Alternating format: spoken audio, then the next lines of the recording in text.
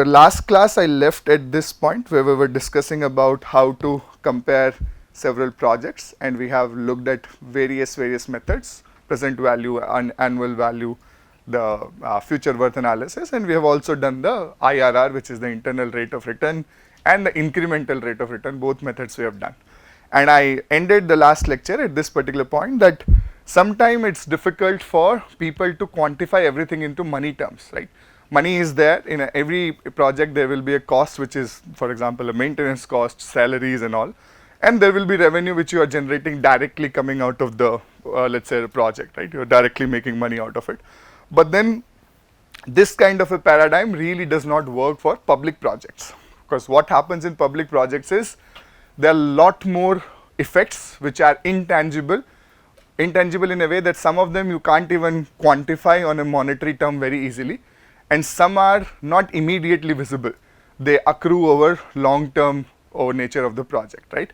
So I gave you a very brief example. For example, when you make a road, yes, you are improving the condition for the passengers, and there is a direct savings in their travel time from going from one destination to other, and that has an economic value. But at the same time, a lot of new shop owners are able to set up their businesses now. Earlier they could not because that road did not exist, right? So that's a positive benefit coming out of this particular thing. It has no direct impact on the cash flow of the project, right? In many cases, that owner who is now setting up a shop near your road is not going to pay you something to just give, but there are formal ways where actually you can provide, for example, in United States if you travel, or even any Japan also, for example, there are a lot of these formal roadside shopping complexes or restaurants, right? So what you do is you aggregate all the restaurant owners in one particular place, and that becomes like a resting area. So by making it a formal resting area, you are guaranteeing that people will have a good, nice mini stop while they are going their onward journey. So they guarantee that there are certain consumer footfall coming in that complex, and therefore you have to, as an owner, you have to pay a certain fee in order to be part of that facility.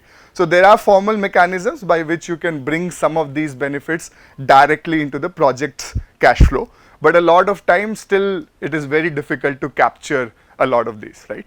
I'll give you another example.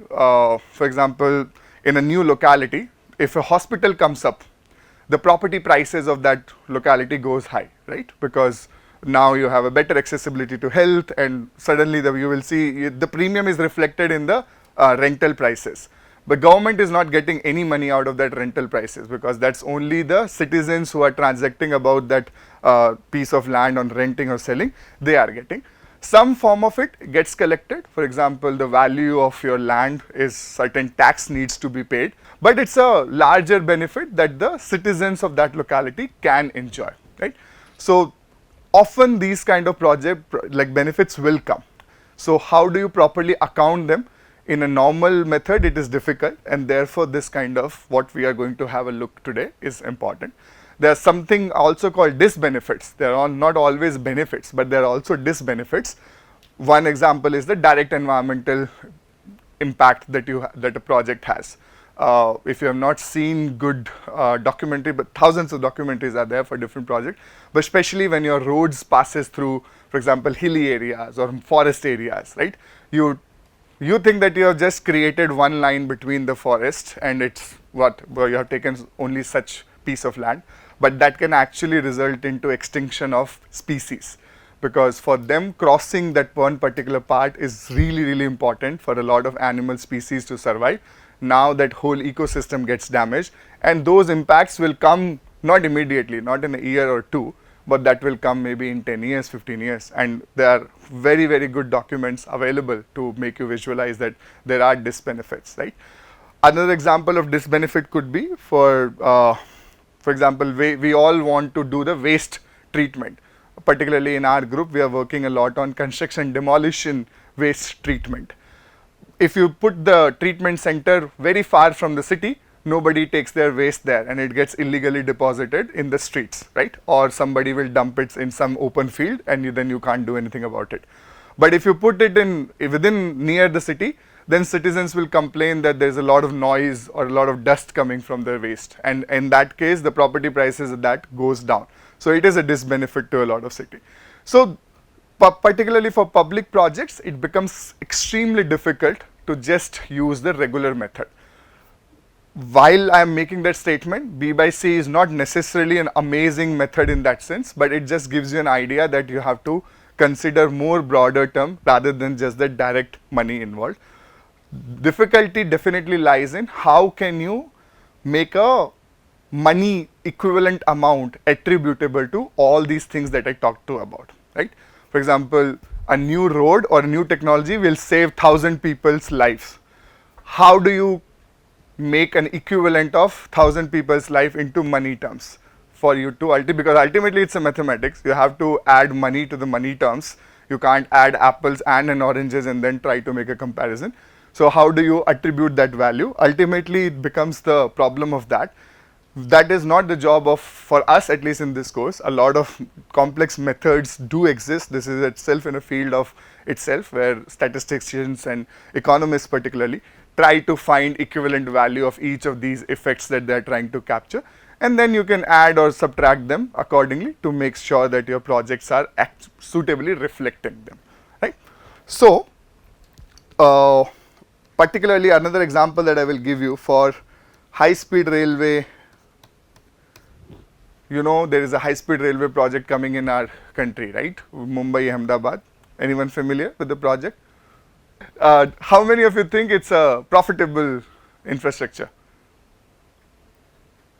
None of you think it's a profitable infrastructure? Extremely costly? Agree with that? Do you know what benefits it creates? For passengers, yes, very convenient services, very super fast. You can travel to Mumbai to Ahmedabad 500 kilometers in 2.5 hours. What about the other people? So I'll give you an example. I think currently some 32 or 33 main high-speed railway projects exist around the world.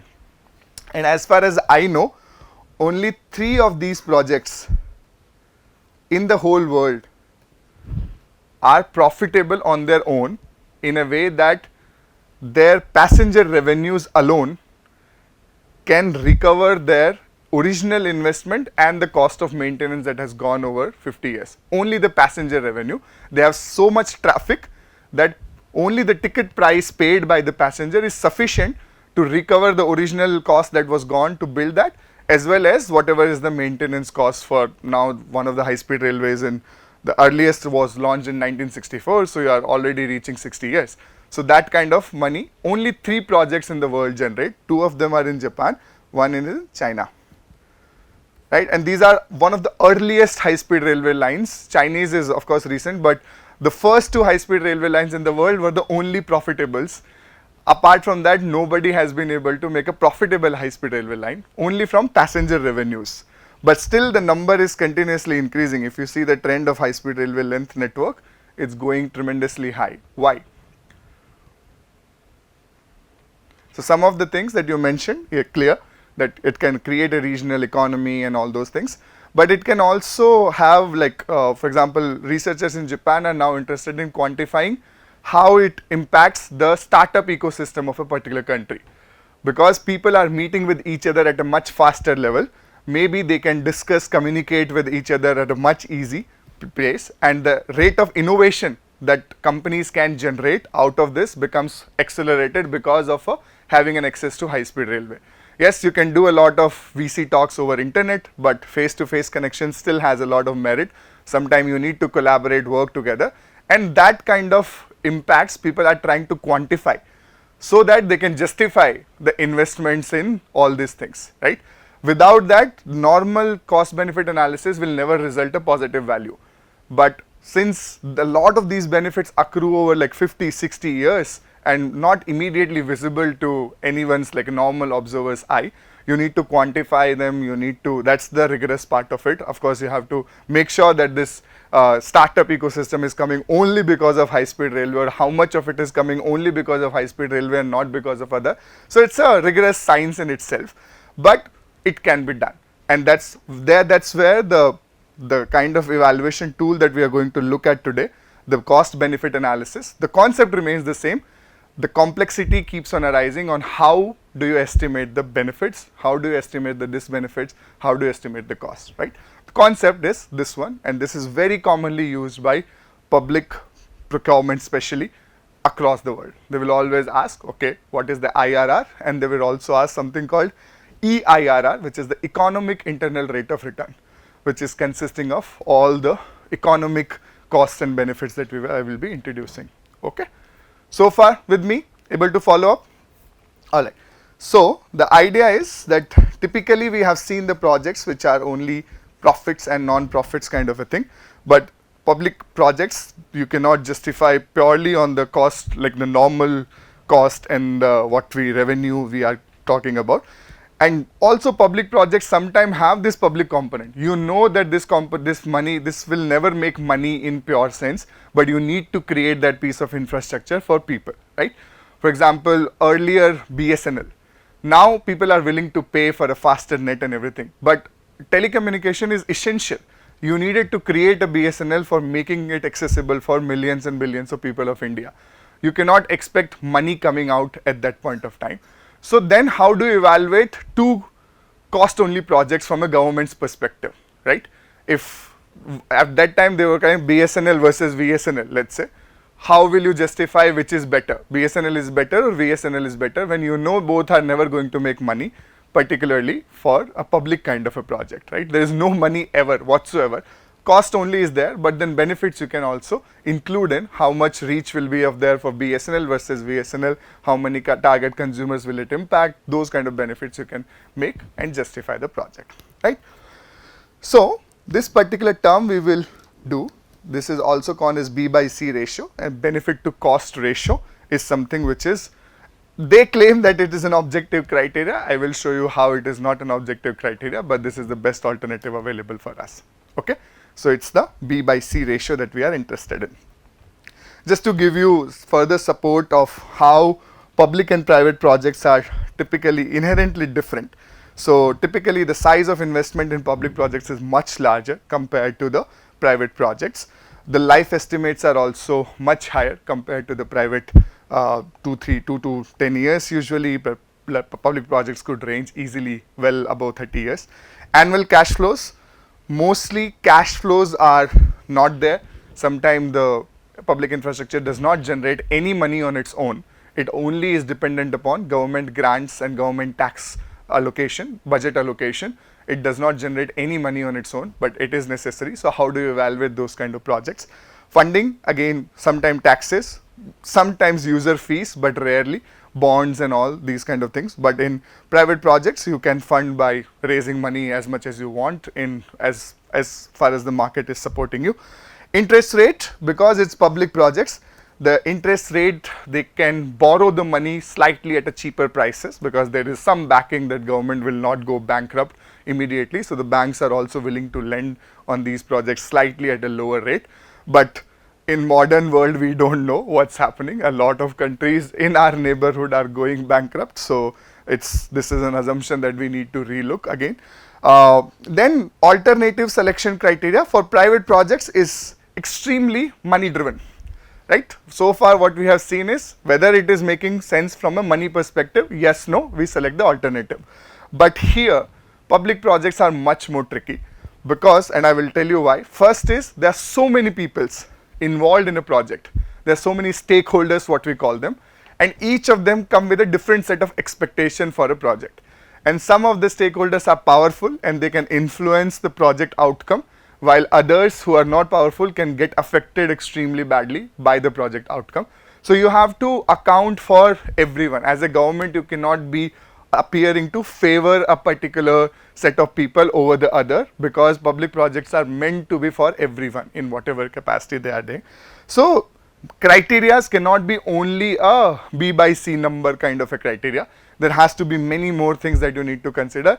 Some of them you can't even comprehend in terms of making a mathematical formula out of it, but still the B by C is what the best alternative that we have for at least trying to capture some of these things.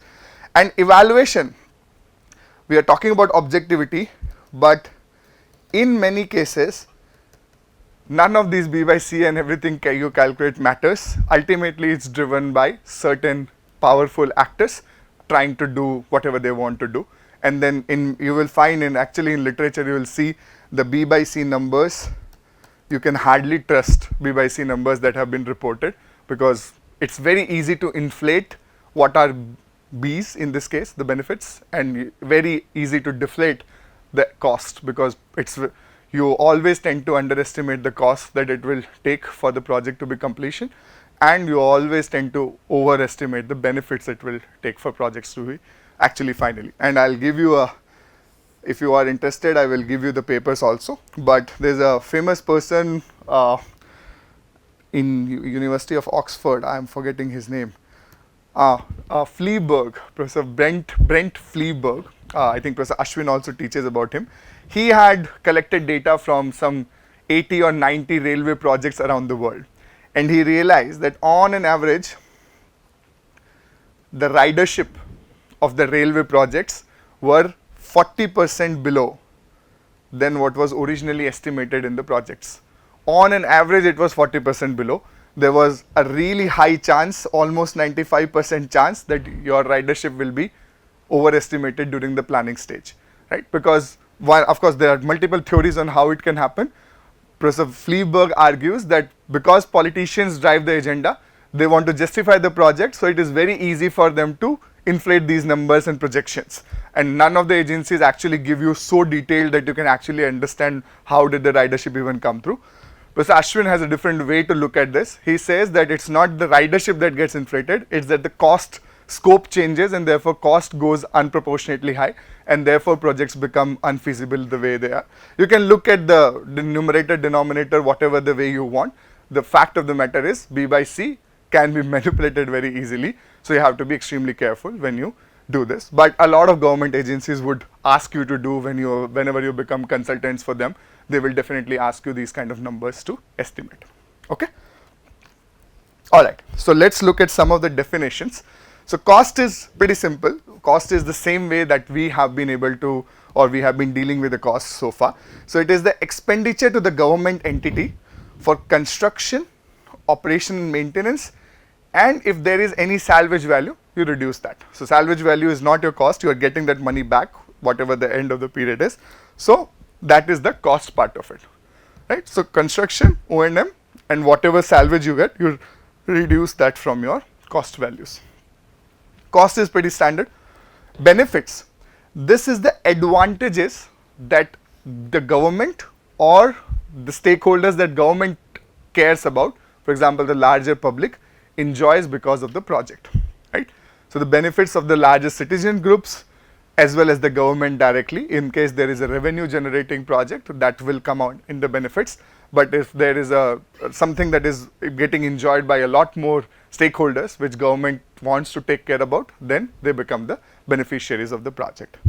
And then there is a disbenefit term, which is essentially the undesirable or the negative consequences to the owners, which in this case is the government, if the alternative is implemented.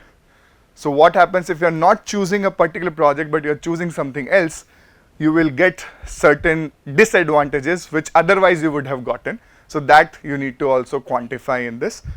Don't worry about it, but basically the idea remains that there is a cost which is pretty standard, what we have been dealing.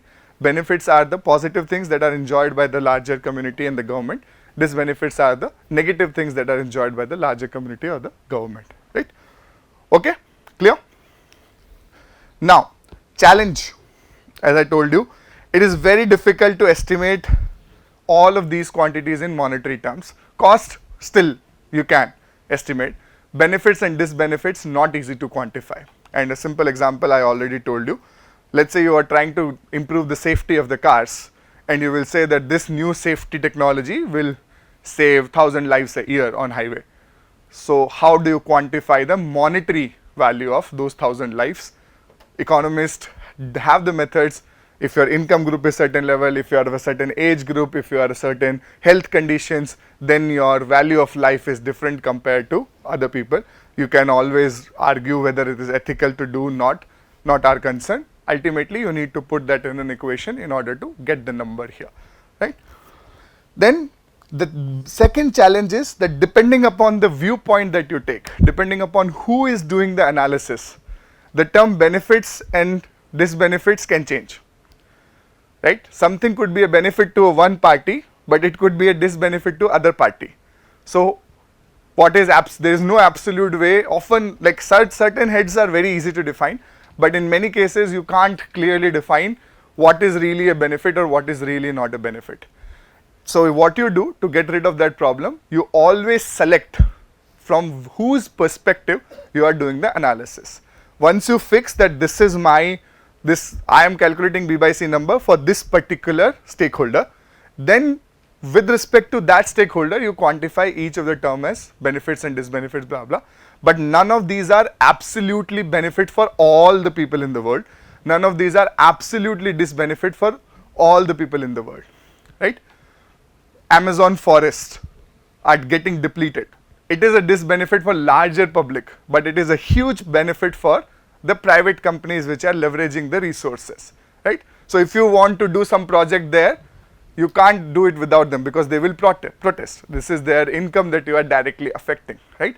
So therefore you have to consider you have to really clarify the viewpoint or the stakeholder who is going to use your number, and depending upon whose side are you on, these B by C ratios will change in a same problem, because the definition of benefits and disbenefit itself is not consistent and it can keep on changing. Got an idea? Clear? I'll give you an example. Today I'm not going to make it more complicated for you, don't worry.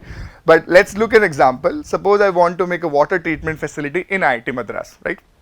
So because now the IIT Madras residents are enjoying a slightly purer water compared to what they were originally enjoying, so I am expecting them to pay a slightly higher fees. So I am charging a 10% increase in price. So it is a cost for citizens. The community of IIT Madras, it is a cost, but the water utility, it is a benefit, right? So here you can't justify an absolute, but by cost I mean it's basically a disbenefit or something. That's also I will come, whether it is a disbenefit, whether it is a cost, what to have not, that itself is a confusion, because you are dealing about this kind of a ratio. We will come to that, and how to take care of that I will introduce, but essentially you get an idea, right? That same head, same expense or same transaction of money can take different forms depending upon who you are or who is doing this analysis, right? Suppose the bonds, which is the annual debt that is needed to develop the project. Of course, ultimately you are recovering that debt from the citizens, so it is a cost for them.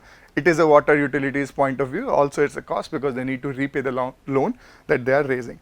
Use of land, so payment to parks for making temporary construction sites. So in this particular case, of course, I have not given you full details, but essentially the idea is that they set up a water treatment facility in one of the common park area of IIT Madras, right? So while I am paying some sort of a money for park uses of that park or uses of that land of that particular piece of park, and therefore it is a cost to me, but the citizen who are living in the vicinity, they no longer can enjoy the original piece of land as park that they wanted to use. For them now that land becomes inaccessible, so it's a disbenefit for them, while there is a direct monetary transaction happening because I need to pay for the land uses, and that is a cost for me, right? So it can be a disbenefit for citizen but cost for me and things like that. Because of some sort of a smelling issue or a noise issue, maybe there is a loss in property value. So of course it is a loss for both. It is a cost to the citizens because their on an average rent that they were getting perhaps is less. I hope none of the professors are renting out their properties in IITM, but still you get the idea. And then disbenefits, because now you are no longer enjoying the same value of the land that you hold. In your assets, the moment you start leasing a particular piece of land and start using for certain uses, you will have to depreciate it slightly differently compared to if it was a regular land, like a productive land compared to the non-productive land that has become. Sales, of course, in general, if this plant can sell lot more water to the outside community as well, then it's a benefit for everything which is enjoying and all. O&M cost is a cost because ultimately citizens are paying for it, and then whatever savings you are getting for not paying for some sort of a bottled water or a pre-packaged water that you are getting, that becomes a benefits for both, like that. Right? So idea, and again, I could be wrong in even classifying what is cost and what is benefit here.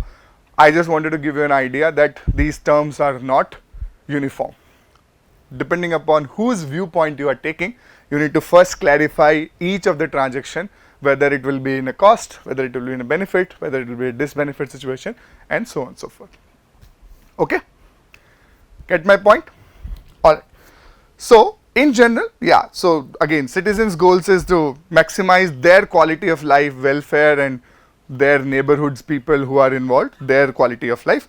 Water utilities' goal is to definitely make sure that the budget is on point, because their mandate is not to create welfare for the people of IIT Madras. Their mandate is to run this plant as operationally efficient as possible, right? So their goals are different. Citizens' goals are, we want to enjoy a good quality of life because we are living in the campus, kind of.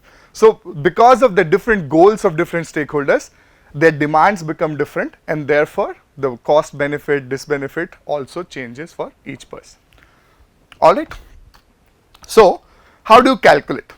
Ultimately, the ratio of the benefit to cost ratio that you calculate is essentially either the present worth or annual worth or the future worth, whatever you are using the measure as, of net benefits divided by present worth or annual worth of future worth of net costs. Don't do, you take present worth here and future worth here. Don't do that and then come to me, sir, my answer is not matching. You have to define whatever is your criteria. Either you go with the present worth method or with the annual worth method of, or the whatever, essentially the consistent time value of money criteria, and net benefits divided by net costs, right? What are net benefits? Net benefits are benefits minus the disbenefits. So I have given you some examples of what the benefits could be and what could be the disbenefits. So that becomes the net benefits. The net cost is the initial cost which was required to make this project happen, the operational maintenance cost which is required to keep the facility running, minus the salvage value. So one thing that you have to, because we are using it like basically we are dividing the term, we are not treating cost as a negative number in that sense, because ultimately we want this ratio to be a positive number, not a negative number. Otherwise, if the net cost will always be negative, so present worth of that will have a minus sign. So you are treating the cost also positive, and separately you are treating the benefits, the net benefits also positive, right? So the ratio becomes a positive number. Otherwise, you will get confused. If B by C ratio of -1, it becomes complicated for it could be possible. In fact, it could be, so that's why if you do not remove the cost thing and you are getting a negative B by C ratio, you cannot tell whether it is coming because of the cost convention or that disbenefits of the projects are so high compared to the benefits that it is resulting in a negative number, right? So to avoid that confusion, you take the cost as a positive and you separately deal with them in the denominator, and the numerator you take the net benefits. There could B by C could be negative. The project could be making much more disbenefits compared to its benefits, and that ratio will reflect automatically, right? And since you are treating cost as positive on the denominator side, the salvage value automatically becomes a negative number in that sense, only following that convention, local convention. Get the idea, right? So typically the B by C ratio of more than 1 indicates that benefits outweighs the cost. So in this part, so the idea is the threshold is B by C should be greater than 1. That's the idea. If it is not greater than 1, it means the project is not generating as equivalent benefits as it is costing. So perhaps you need to rethink. So for example, B by C of 1.5 means that each rupee in cost yields about 1.5 rupees in the benefits over the entire lifetime, because you are summing everything on the time value of money. So it seems, and then you can have some sort of a threshold of your acceptable. B by C is greater than 1 is an absolute criteria. Below that it doesn't make sense. You could still invest or not depending upon what your political objectives from a project are, but B by C 1 is also not sufficient enough. Sometimes you want more healthy margins because life is more risky. What if costs are more and benefits are less and so on and so forth. So maybe you want a slightly higher ratio, 1.5 or 2, which is acceptable to you. That each company will give you, or each government has certain ways to define this threshold, and that information will be known to you. Okay, understand? And B by C ratio of less than 1 indicate the benefits accrued from the project is less than the cost required to be invested, and thus the investment is not justifiable. But this is just one criteria, as I told you. Depending upon, you could set this threshold to B by C greater than 2, B by C greater than 5, and so on and so forth. Right? But 1 is somewhat easy to understand. Okay? With me so far? Alright. So, the same B by C ratio you can also use to compare multiple projects. Exact same 6-7 steps that we saw for the incremental rate of return method, exactly same steps are here also. You first basically sort all the projects. In the previous one we sorted directly by the cost, but here you sort by the time value of money equivalent of the total cost, and once you sort the projects about the increasing order of the total cost, all you have to do is first check individual project if they are making B by C greater than 1, eliminate all the project options which are not qualifying, then you make a defender challenger and you compare a incremental series, right? That incremental series is shown here. So delta C is the challenger cost minus the defender cost, which is the incremental cost that you are having when you are shifting from defender to challenger, versus the incremental benefits, which is the delta B, which is challenger's benefits minus the defender's benefits, right? And then again you have to take a ratio of delta B by delta C. If this is greater than 1, it means the challenger will be acceptable to you compared to the current defender. Exact same what we have done. You first make an individual project's judgment by a B by C ratio. If the individual projects qualify, then you go on to the incremental benefits and incremental cost. Then you take a ratio of delta B by delta C. If that is also coming out to be greater than 1, it means your alternative, higher cost alternative is justifiable to the lower, compared to the lower cost alternative, and that's what you are trying to ultimately select the best out of it. Again, goes without saying, the projects are mutually exclusive. Okay? Do I need to explain this again? Exact same concept. Again, do not get confused by challenger, defender, blah blah blah. Sorting also is just a process for you to make sure that you are comparing in a systematic manner. Ultimately, the goal is to compare everything with everything, and therefore this systematic method.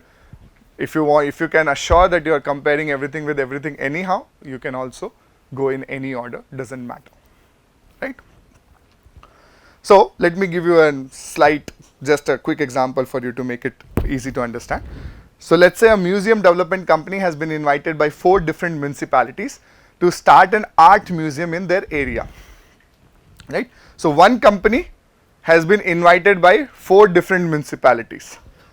Each offer includes cash incentives. So the municipality is giving some sort of a cash incentive for me as a company, that if you set up your company, your art museum in our municipality, we'll give you this kind of a cash incentive.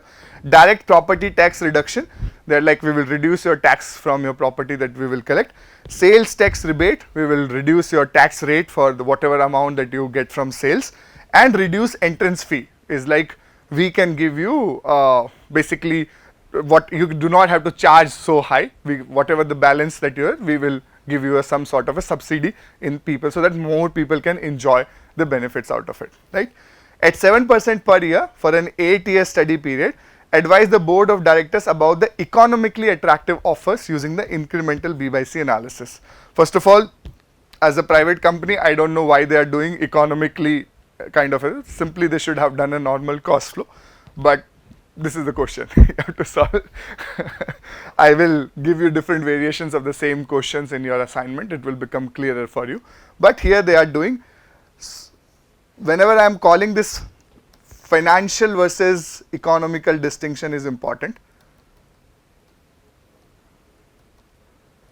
whenever we are talking about financial analysis, we are dealing with the conventional methods that we have been dealing with so far.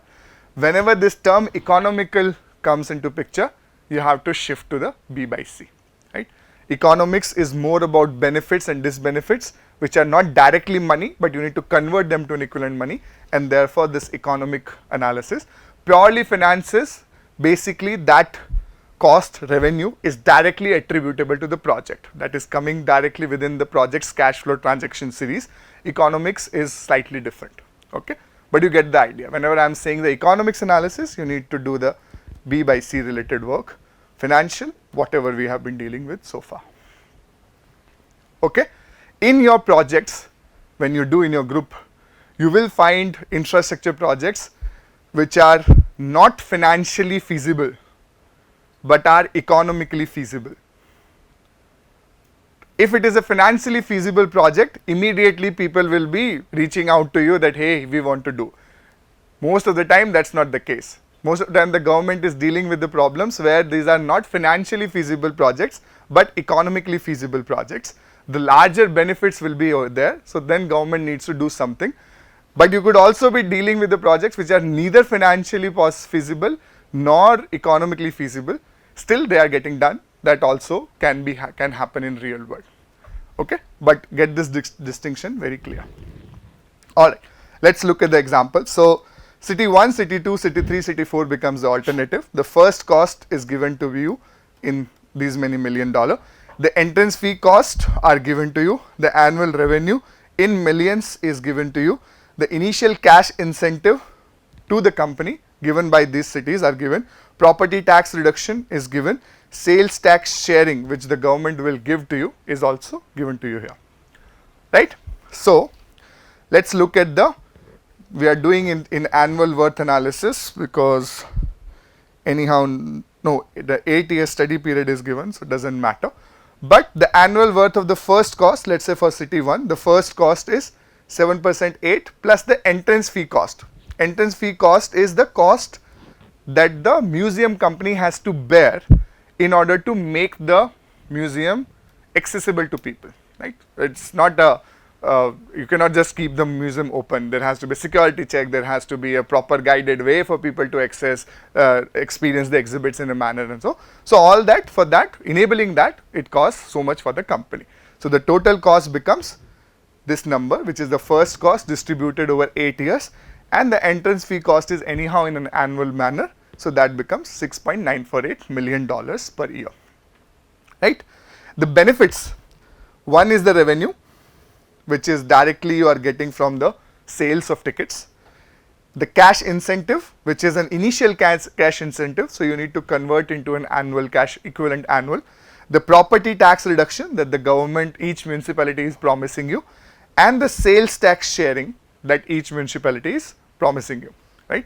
So all these are your benefits. So that comes out to be $7.377 million per year. So does this project make sense?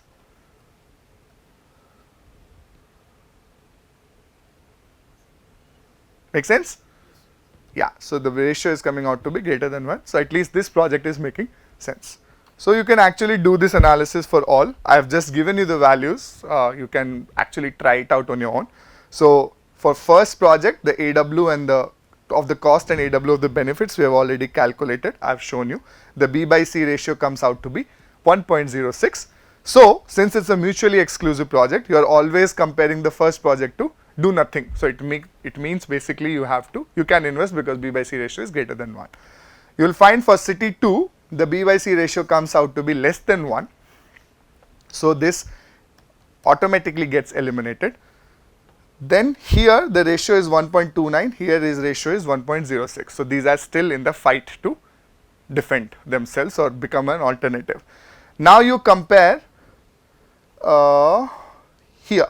Yeah, so the project is making 1 to DN will of course give you the same idea. So then you are comparing the project 1 becomes your defender because it's the lowest cost, and then this becomes the challenger. So you are comparing this to this. The incremental cost of this project is $1.164 million. The incremental benefits of this comparison is 3.077. It means that the ratio of incremental delta B by C, which we can calculate here, is coming out to be 2.64. It means 3 is preferable to 1. Right? So, this becomes an attractive option. Now you have to compare city 3 versus city 4.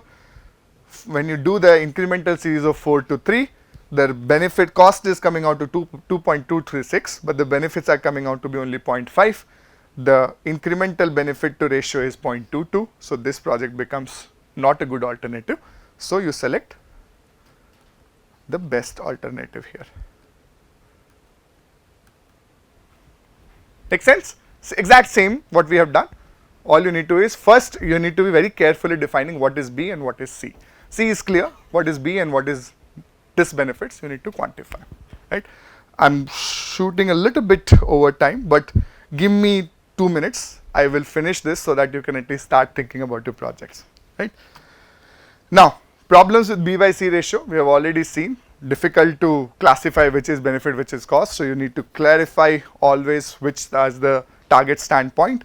And accordingly, the monetary estimation of all the benefits and everything is tricky. I've already told you. In the long term, because these are projects which are usually for the long term, the interest rate, the time horizon for discounting, all this becomes a little bit more complicated exercise compared to the short term 3-4 years alternative that we have seen so far. So infrastructure projects, therefore we call about something about risky. That is the next topic I will start once I come back. Let me give you final, I'll just leave you here. So there is a conventional B by C ratio, which is what we have already seen.